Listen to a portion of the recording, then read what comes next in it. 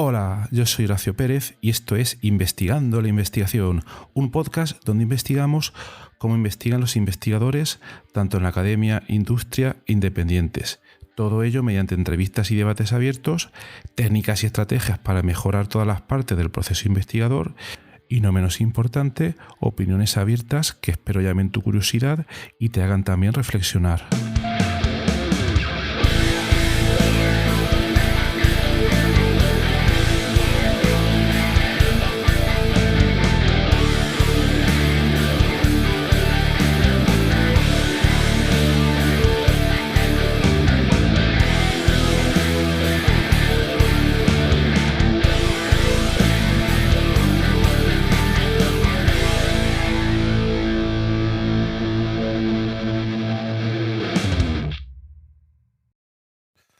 Hola, hoy es miércoles 4 de mayo de 2022. De vez en cuando, a partir de ahora, voy a introducir algunas efemérides investigadoras y la de hoy va dedicada al señor Louis-Jacques Tenag, que fue un químico y farmacéutico francés que nació el 4 de mayo de 1777 y que fue el descubridor del agua oxigenada y del boro. Y bueno, también comentar otra cosa. Ayer, 3 de mayo, fue un día en el que la plataforma Anchor, la plataforma que, digamos, hospeda este podcast, se cayó a nivel mundial. Entonces, cosas que pasan muy de vez en cuando, una vez cada año, cada varios años, y que prácticamente le ha afectado yo creo que a todas las plataformas tecnológicas en Internet, a Google, a todo el mundo, vamos, a Twitter también. Entonces ayer se cayó Anchor y por ello es posible que ayer no llegara el podcast de ayer, 3 de mayo, pero estaba programado para salir a las 7 de la mañana. Creo que solo llegó a los que lo escucháis desde Spotify. Entonces, lo dicho, si no llegó, no cundéis en pánico, que fue únicamente porque la plataforma Anchor estuvo caída, pero poco a poco se debe estar restableciendo el servicio. Es más, ahora mismo ya no debería de haber ningún problema. Bueno, pues en el episodio de hoy os voy a comentar sobre una declaración en Twitter que hizo hace poco el que es el CEO, el director general de la empresa startup americana que se llama MicroAcquire. MicroAcquire es una plataforma tecnológica que sirve como una especie de marketplace, como una especie de punto de venta de startups tecnológicas incipientes. Es decir, imaginaos que vosotros desarrolláis una startup que en sus primeras fases ya ha logrado conseguir cierto encaje producto-mercado y que ya parece que está funcionando y empezando a captar clientes y estáis vendiendo, etcétera, etcétera, y que por lo que sea, pues, no sé, os queréis dedicar a otra cosa de momento o lo que sea. Pues entonces, en ese sitio podéis poner vuestro negocio en Internet, vuestra plataforma, para básicamente intentar venderla. Entonces, claro, cuando metéis a la plataforma, es una idea bastante interesante y que le ha generado bastante tracción a esta empresa, a MicroAcquire. El director es un genio de los negocios y mucha gente ahora a lo que se dedica, no se dedica a crear una empresa para vivir de ella, sino que se dedica básicamente a hacerla crecer hasta el punto en el que ya la puede vender en MicroAcquire. O sea, es una cosa bastante interesante y bastante bárbara, y que en Estados Unidos, donde tienen gran cultura de startups, pues ahora mismo está moviendo millones de dólares. Vamos, es una cosa brutal. Bueno, pues este señor cuando habla en Twitter suelta muchísimas perlas en el sentido positivo de la palabra esta vez, y hace poco comentó una muy interesante. Os la pondré en la nota del programa, y lo que dijo es lo siguiente. Os voy a decir un poco la traducción. Dijo, bueno, si queréis construir un negocio digital, no tiene por qué ser directamente una startup, un software as a service, una web que venda cosas, etcétera, etcétera. Si realmente queréis empezar a mover ideas y negocios en Internet que tengan encaje, podéis probar a empezar desde una cosa mucho más sencilla, como sea, por ejemplo, un blog, un podcast o una newsletter. Entonces, empezad por ahí y ya veréis cómo podéis desarrollar un negocio. Pues esa es un poco la idea que os quería traer hoy. Es una idea que me parece bastante acertada y sobre todo cuando la aplicamos a la academia, cuando la aplicamos a universidades, centros de investigación. Y os voy a explicar por qué. Normalmente en la academia, cuando alguien quiere desarrollar una nueva idea, una idea innovadora, una nueva idea de proyecto, etcétera, lo que hace normalmente es que se presenta a una convocatoria de proyectos de investigación, a una convocatoria de financiación, y entonces ahí, bueno, pues escribe el proyecto, un montón de páginas, lo envía a la convocatoria, espera unos meses, puede ser aceptada o no puede ser aceptada, y si es aceptada, bien, y ese será el mejor de los casos, y entonces tendrá que esperar unos meses desde que ha tenido la idea, la ha escrito, la ha enviado a la agencia financiadora, ha conseguido el dinero, puede contratar a alguien para poder empezar, que esto ahora mismo en España es un caos en este año 2022. No sé si estáis al tanto de la nueva ley de la reforma laboral y su aplicación a ciencia. Bueno, una historia, eso le dedicaremos un capítulo otro día. Pero bueno, el caso es que en la academia debe de pasar una gran cantidad de tiempo desde la concepción de una idea hasta el comienzo de su ejecución. Mientras que si nos vamos al caso de las startups, en el caso de las startups es algo totalmente diferente. Una startup, por definición, es una especie de semilla de empresa que crece a una velocidad vertiginosa y que empieza a moverse desde el primer día, que intenta empezar a crecer. Y para ello lo que explora son diversas maneras de ejecutar una idea. Esa idea ya existía previamente o se genera en la mente de alguien, y entonces la startup intenta adaptar esa idea de la mejor manera posible a un nicho de mercado determinado y intentar empezar a crecer de la manera más rápida posible. Esto, como veis, está en una dirección totalmente diferente a lo que sucede en la academia, con toda la lentitud, con todos los tiempos que llevan los proyectos en la academia. Entonces es por eso que esta idea que propone este señor me parece súper interesantísima, porque quizás en la academia podría haber un cambio de mentalidad, bueno, con sus limitaciones obviamente, donde alguien empezara a ejecutar una idea desde una escala, no desde no tengo financiación, allá tengo toda la financiación y puedo desarrollar el proyecto, sino que también podría empezar desde una escala desde cero y empezar a crecer poco a poco. Y esto hoy en día, sobre todo, hay que tener en cuenta que todo es gracias a Internet y a todas las posibilidades online que tenemos, pues esto se puede conseguir mediante la creación de una semilla de esa idea, lo cual puede ser perfectamente tanto un podcast, un blog, una newsletter, una comunidad en Internet, una comunidad en Discord, en Telegram, etcétera, etcétera, etcétera. Y eso se puede hacer desde el minuto cero.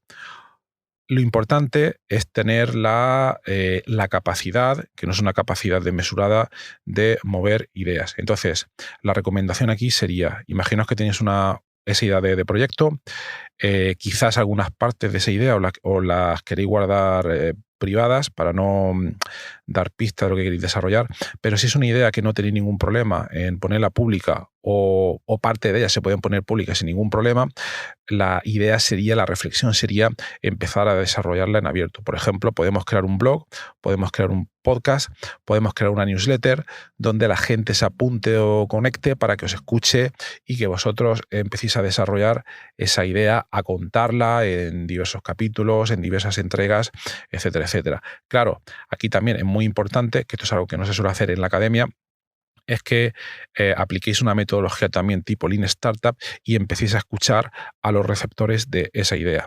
Es decir, por ejemplo, si tenéis un blog, pues esto depende como si un poco más fácil, porque en los comentarios del blog la gente empezará a opinar sobre tu idea y te irá dando, obviamente, si el blog alcanza cierta atracción, si sois constantes, si os preocupáis de mover ese blog, de crearlo, de generar entrada, de generar contenido, etcétera, etcétera, la gente llegará a un momento en que empezará a participar y este proceso comenzará a crecer y recibiréis feedback de quizás otra gente que está en comunidades científicas similares a la vuestra y da opinión sobre vuestra idea, y entonces ya podéis empezar a intuir si vuestra idea puede tener encaje o no.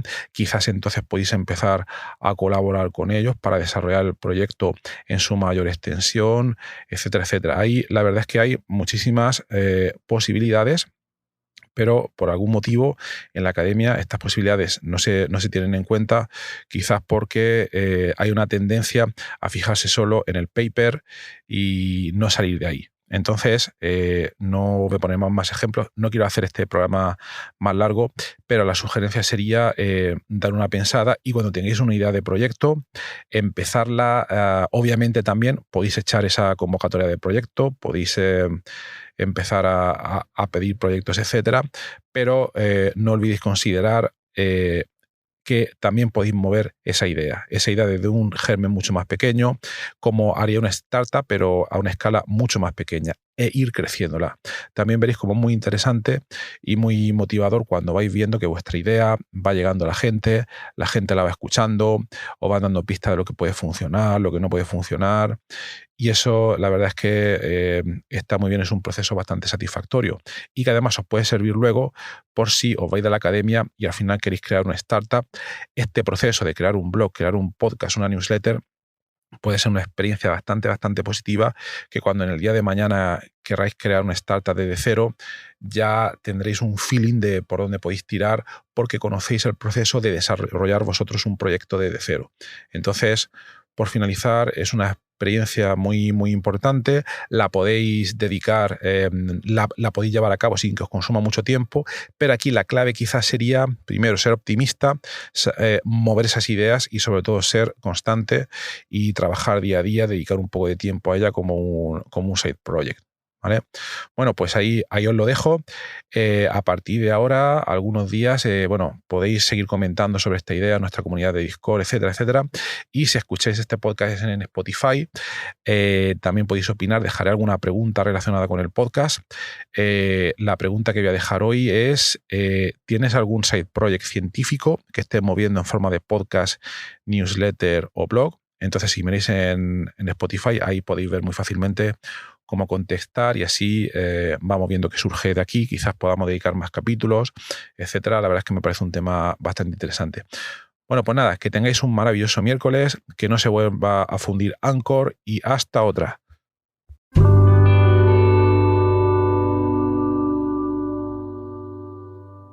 Muchísimas gracias por haber escuchado hoy este episodio del podcast Investigando la Investigación, y también sobre todo gracias por haber llegado hasta aquí, porque esto ya es el final del episodio del podcast. Si ya conoces el podcast y me conoces a mí, pues esta parte ya te la puedes saltar, pero si acabas de llegar al podcast y quieres saber un poco más sobre él, te recomiendo que te quedes solo un momento. En primer lugar, te voy a comentar quién soy y a qué me dedico. Mi nombre es Horacio Emilio Pérez Sánchez, a veces lo abrevio como Horacio Pérez, y soy de formación químico computacional. Actualmente estoy contratado en la Universidad Católica de Murcia, UCAM, donde me dedico a tareas de investigación. Soy actualmente el investigador principal del grupo de investigación en bioinformática estructural y computación de altas prestaciones, donde nos dedicamos a desarrollar métodos avanzados de descubrimiento de fármacos, a implementarlos en supercomputadores debido a la gran cantidad de cálculos que estos tienen que realizar, y además proporcionamos acceso a dichos métodos a través de servidores web o a través de otro tipo de herramientas bioinformáticas. Al mismo tiempo, aplicamos dichos métodos a problemas relevantes dentro del descubrimiento de nuevos fármacos, y los compuestos que descubrimos los patentamos y los licenciamos a diversas empresas. También soy docente en diversos grados en la UCAM, como puede ser el grado en farmacia, el grado en ingeniería informática y el grado en medicina. También trabajo por cuenta propia como autónomo, y ahí tengo 3 líneas principales de actuación. Una de ellas consiste en la asistencia o mentoría en temas de investigación académica e industrial, donde te ayudo a responder a las siguientes preguntas. 1. ¿Cómo conseguir que tus artículos científicos sean aceptados en revistas de alto impacto? 2. ¿Cómo conseguir que tus proyectos de investigación obtengan financiación en convocatorias competitivas nacionales e internacionales? 3. ¿Cómo gestionar eficientemente tus proyectos de investigación actuales para conseguir los objetivos propuestos? Y 4. ¿Cómo incrementar tu productividad como investigador y disminuir tu estrés? También ofrezco servicios de asistencia en bioinformática estructural respondiendo a las siguientes preguntas. 1. ¿Cómo descubrir compuestos bioactivos en diversos contextos, tanto farmacológicos, nutracéuticos o agrícolas, etcétera? 2. ¿Cómo proponer y validar modelos moleculares para sistemas biológicos? 3. ¿Cómo acelerar drásticamente la ejecución de cálculos complejos y costosos? Y 4. ¿Cómo permitir que usuarios con conocimientos informáticos mínimos puedan acceder y sacar rendimiento fácilmente a herramientas científicas complejas? Y por último, también me dedico al desarrollo de diversas herramientas de software para temas de productividad, los cuales iré informando durante los diversos episodios de este podcast. En cuanto al podcast, como podéis hacer quizás una idea si habéis llegado hasta aquí y habéis escuchado alguno de los episodios, mi intención e interés es divulgar la investigación que se hace en muy diferentes contextos, tanto a nivel académico como a nivel industrial, porque el tema de divulgación académica e industrial pienso que no se le da la suficiente importancia, y también el trabajo que realizan investigadores autónomos y diversos colectivos. Además, doy especial hincapié en el tema de la bioinformática estructural a la hora de divulgar también la investigación que realizamos en nuestro grupo. Por otra parte, también tratamos temas de productividad y todo tipo de herramientas que nos puedan ayudar a mejorar todos los procesos necesarios para poder realizar una investigación en condiciones y con un rendimiento adecuado. Si escucháis el primer episodio del podcast, que es en realidad el tráiler, ahí tenéis algunos detalles más, pero bueno, esa sería la idea principal. Por último, también quisiera mencionar que tenemos una comunidad de Discord organizada en torno al podcast. En la mayoría de las notas del programa, de los episodios, tienen los detalles para acceder a esta comunidad. Y es muy interesante porque ahora mismo tenemos unos 100 y pico de usuarios, de oyentes, que se conectan a la comunidad de Discord, y de ahí surgen diferentes conversaciones. Y, por ejemplo, algunos episodios, como digo de memoria, el de ciencia de datos, el de la investigación en ciencia de datos, es uno de los que surgió ahí, pero también ha servido para que oyentes hayan realizado dentro de esta comunidad de Discord nuevos contactos a la hora de exponer intereses similares en temas tanto de investigación como de productividad y de diversos países de habla hispana.